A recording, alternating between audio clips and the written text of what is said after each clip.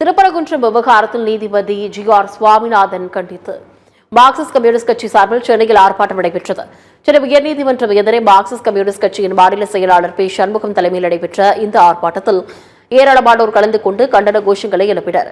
பின்னர் செய்தியாளர்களை சந்தித்த பி. சண்முகம், மதசார்பின்மை கொள்கைக்கு எதிராக நீதிபதி GR சுவாமிநாதன் செயல்பட்டு வருகிறார் என்று கூறினார். நீதிபதி சுவாமிநாதனை பதவி நீக்கம் செய்ய கோரி உச்சநீதிமன்ற தலைமை நீதிபதியிடம் மார்க்சிஸ்ட் கம்யூனிஸ்ட் கட்சி சார்பில் ஆதாரத்துடன் புகார் அளிக்கப்படும் எனவும் சண்முகம் தெரிவித்தார். பொதுவாக நீதிபதி GR சுவாமிநாதன் அவர்கள் இந்துத்துவ சக்திகளுக்கு ஆதரவாகவும் மதச்சார்பின்மை கொள்கைக்கு விரோதமாகவும் செயல்படுவதை அவர் வழக்கமாக வைத்துக் கொண்டிருக்கிறார். இதற்கு ஏராளமான அவர் அளித்திருக்கிற தீர்ப்புகள், அவர் விவாதித்திருக்கிற வழக்குகள், இவையெல்லாம் ஏராளமான உதாரணங்கள் இருக்கிறது.